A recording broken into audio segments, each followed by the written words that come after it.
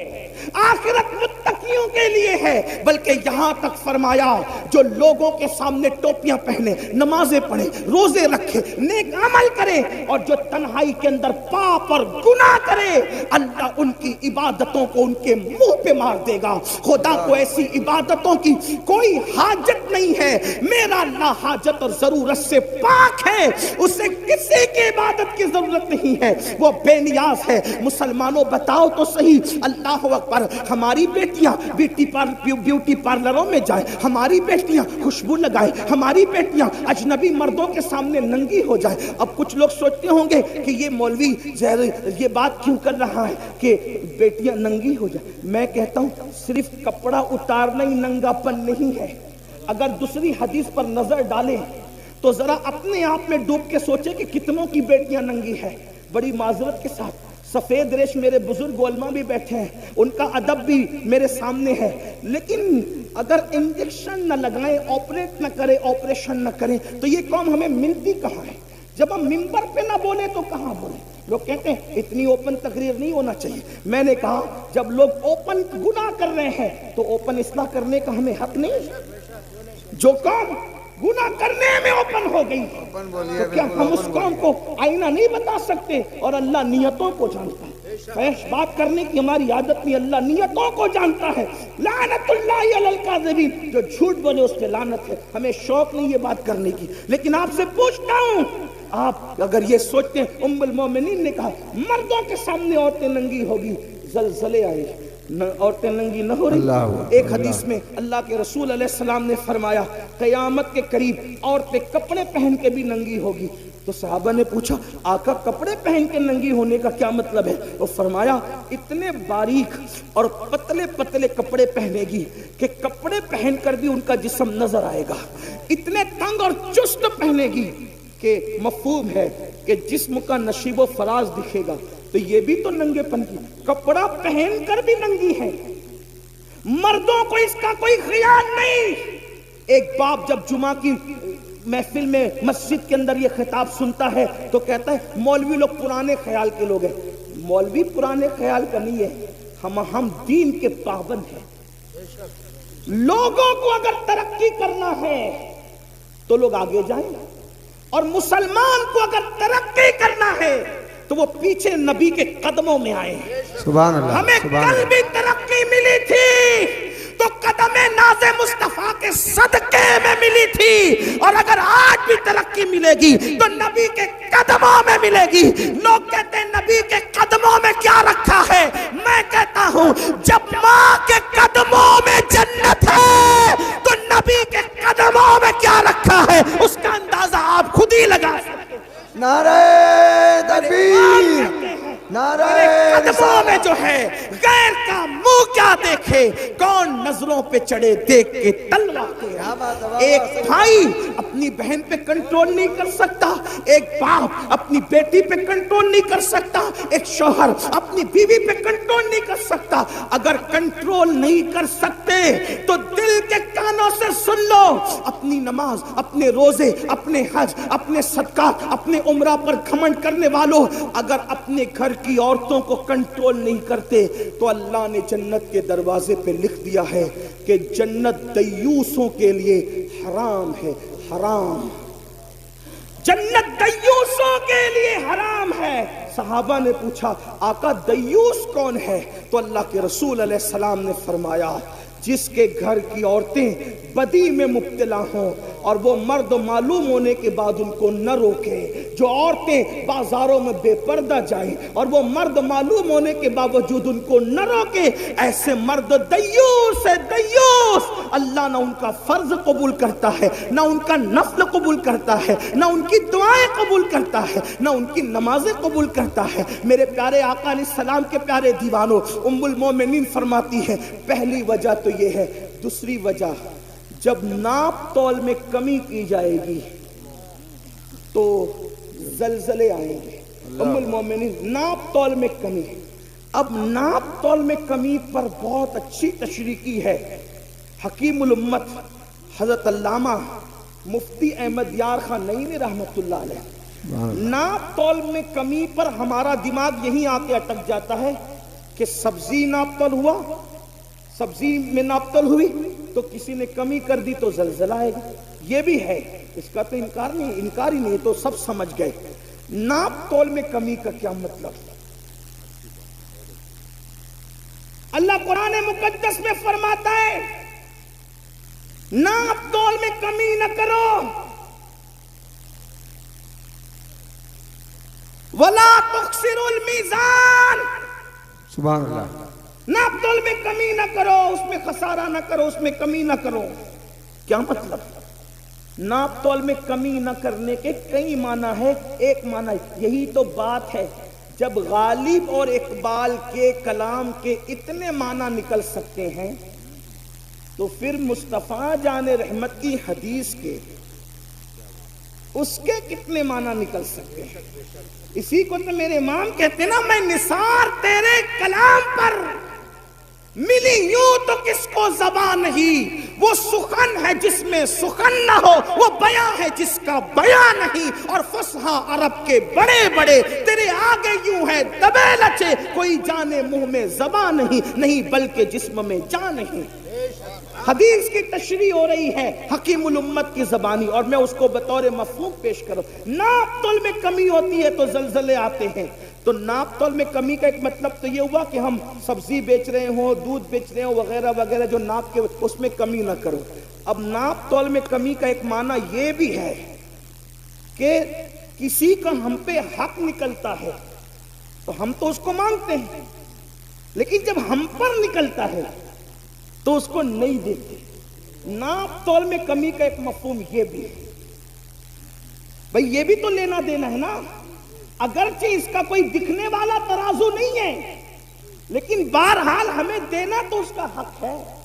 ہر آدمی حق مانگ رہا ہے، حق دینے والے کتنے ہیں؟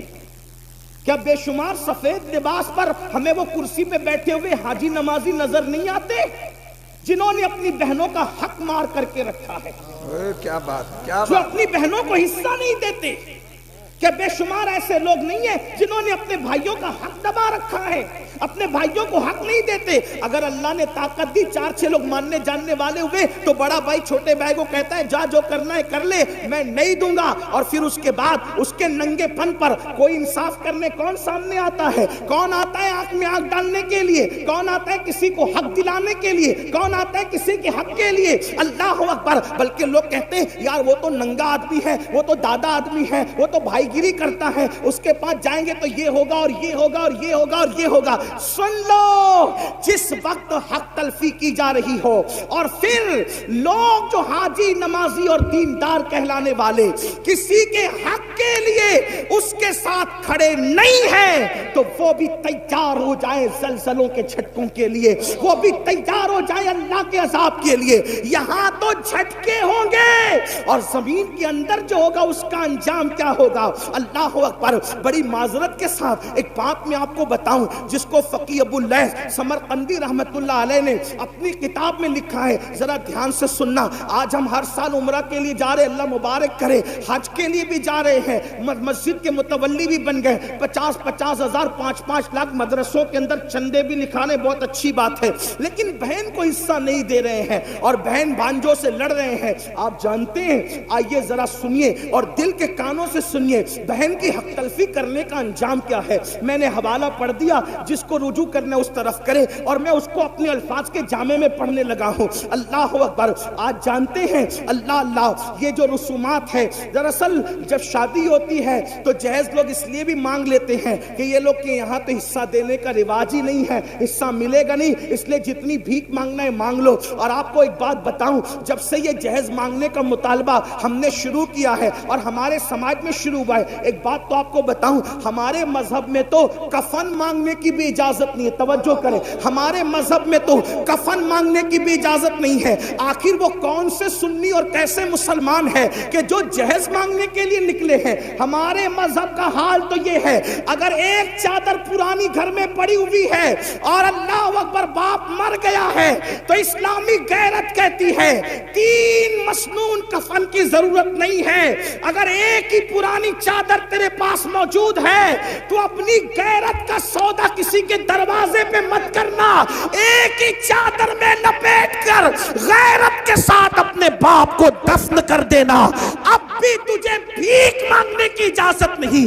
جس مذہب میں باپ کے کفن کے لیے بھیک مانگنے کی اجازت نہ ہو، ایک کپڑا موجود ہوتے ہوئے، کفایت کا کپڑا موجود ہوتے ہوئے، اس مذہب کے اندر آخر جہیز مانگنے کی اجازت کیسے ہو سکتی ہے؟ اس مذہب کے اندر کار مانگنے کی اجازت کیسے ہو سکتی ہے؟ اس مذہب کے اندر اللہ اکبر بائک مانگنے کی اجازت کیسے ہو سکتی ہے؟ اور یاد رکھنا، آج لوگ کہتے ہیں مولانا مسلمانوں کی بیٹیاں غیروں کے ساتھ بھاگ رہی ہے۔ آج لوگ کہتے ہیں مولانا مسلمانوں کی بیٹیاں غیروں کے ساتھ بھاگ رہی ہے، مسلمانوں کی بیٹیاں لوجوں میں بک رہی ہے، مسلمانوں کی بیٹیاں سگنلوں پہ برقع پہن کے بھیک مانگ رہی ہے۔ میں پوچھتا ہوں ذمہ دار کون ہے؟ بڑی معذرت کے ساتھ جویا کہ غیرت مند مسلمانوں، اگر تمہارے دلوں میں عشق مصطفیٰ ہے، اگر تمہارے دلوں میں محبت رسول ہے، اگر تمہارے دلوں میں الفت رسول ہے، اس عشق مصطفیٰ کا واسطہ دے کر پوچھنا چاہتا ہوں، بیٹیاں لوجوں میں کیوں بک رہی ہے؟ بیٹیاں سگنلوں پہ بھیک کیوں مانگ رہی ہے؟ بیٹیاں مرتد کیوں ہو رہی ہے؟ اوروں کا ہاتھ پکڑ کر کیوں جا رہی ہے؟ ذمہ دار کون ہے؟ کیا وہ بیٹی جس نے کسی کا ہاتھ تھام لیا صرف وہ ذمہ دار ہے؟ نہیں نہیں، بلکہ ذمہ دار ہم سب ہیں، ذمہ دار پورا معاشرہ ہے۔ اس کی وجہ نعرہ تکبیر، نعرہ رسالت، حضرت مفتی محمد اسماعیل صاحب قبلہ، نعرہ تکبیر۔ تشریف رکھیں، بیٹھ جائیں، حضرت کا استقبال کر لیں، درود شریف پڑھیں آپ لوگ۔ اللہم صلی علی سیدنا مولانا محمد معدن الجود والکرم وآلہ وصحبہ وبارک وسلم صلاۃ و سلام علیک یا رسول۔ ایک بار سب مل کے اور درود شریف پڑھ لیں آپ۔ اللہ رب محمد صلی اللہ علیہ وسلم۔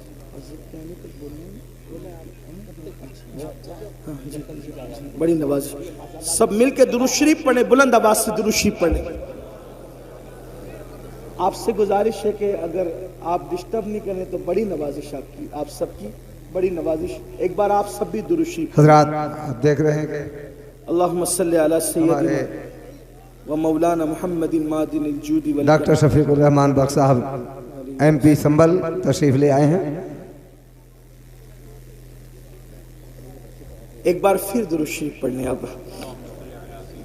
اللہ رب محمد صلی اللہ علیہ وسلم، نحن عباد محمد صلی اللہ علیہ وسلم، صلاۃ و سلام علیک۔ میں گفتگو شروع کر دوں پھر سے؟ آپ کی اجازت ہے؟ آپ توجہ میری طرف رکھے ہوئے، ایک بار ذرا پھر درود شریف پڑھیں، بلند آواز سے پڑھیں۔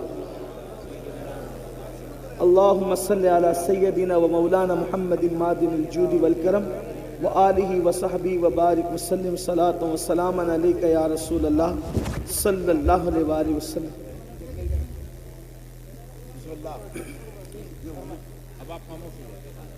پھر درود شریف پڑھنے ایک مرتبہ۔ اللہم صلی علی سیدنا و مولانا محمد معدن الجود والکرم وآلہ وصحبہ وبارک وسلم صلاۃ و سلام علیک یا رسول اللہ صلی اللہ علیہ وسلم۔ کھلے کھلے دل سے ذرا عاشقوں کی طرح سب درود شریف پڑھ لیں۔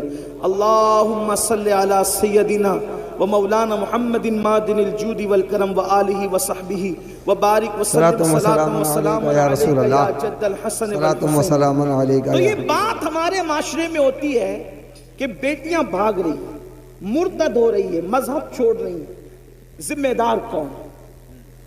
صرف وہ جانے والی بیٹیاں ذمہ دار نہیں ہیں، اس کے ذمہ دار ہم بھی ہیں، کیونکہ ہم نے شادی کے نام پر اتنی رسومات کو ایجاد کر دیا، اتنی رسومات کو ایجاد کیا کہ اب ہر کس و ناکس کے لیے شادی ممکن نہ رہی، شادی مشکل ہو گئی۔ جبکہ میرے اور تمہارے نبی صلی اللہ علیہ وآلہ وسلم نے فرمایا نکاح اتنا آسان کر دو کہ زنا کرنا مشکل ہو جائے۔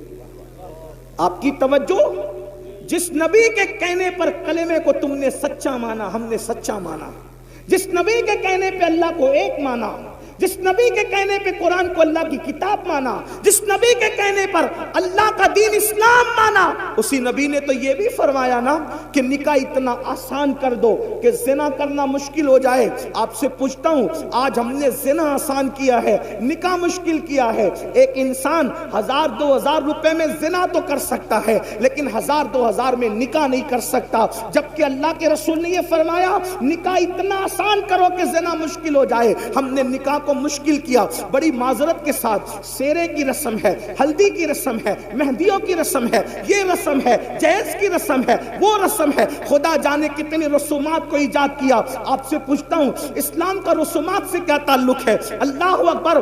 آج میں آپ کو بتاؤں، ہمارے مذہب میں توجہ کرنا، ہمارے مذہب میں نکاح اتنا آسان تھا، نکاح اتنا آسان تھا کہ جنگ کے میدان میں بھی نکاح ہو رہا تھا۔ حیرت کی بات یہ، جنگ کے میدان میں بھی نکاح ہو رہا تھا۔ آپ سے پوچھنا چاہتا ہوں، اور جنگ کے میدان میں جس کا نکاح ہوا وہ کوئی اور ہستی نہیں۔ آپ سوچتے ہوں گے کہ کسی ایرے گہرے کا نکاح جنگ کے میدان میں ارجنٹ ہو گیا، آپ یہ بھی سوچتے ہوں گے، کیونکہ سوچ پر کسی کی پابندی نہیں۔ لیکن میں آپ کو بتانا چاہتا ہوں، علماء کی موجودگی میں اللہ کی کائنات میں جو سب سے بڑی ہستی ہے ان کے برابر کوئی نہیں ہو سکتا۔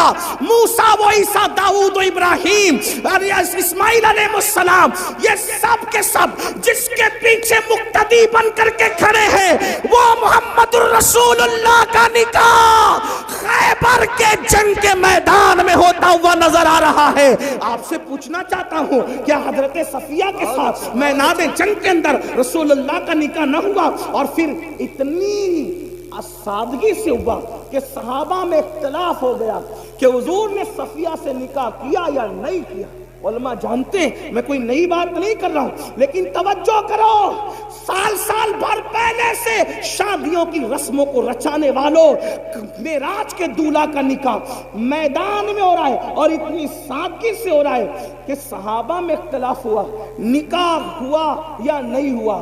تو صحابہ میں سے چند صحابہ نے کہا کیوں بحث کرتے ہو، انتظار کرو، اگر رسول اللہ نے حضرت صفیہ کو پردہ کرا دیا تو سمجھ لینا کہ نکاح ہو گیا، اور اگر پردہ نہیں کرایا تو سمجھنا کہ نکاح نہیں ہوا۔ آپ سے پوچھنا چاہتا ہوں، جب معراج کے دولہا کا نکاح اتنی سادگی سے ہوتا ہے تو تم کون اور تمہاری حیثیت کیا، ہم کون اور ہماری حیثیت کا؟ لیکن ظلم کا برا ہو، مسلمان کو نبی کی سنت کب یاد آتی ہے؟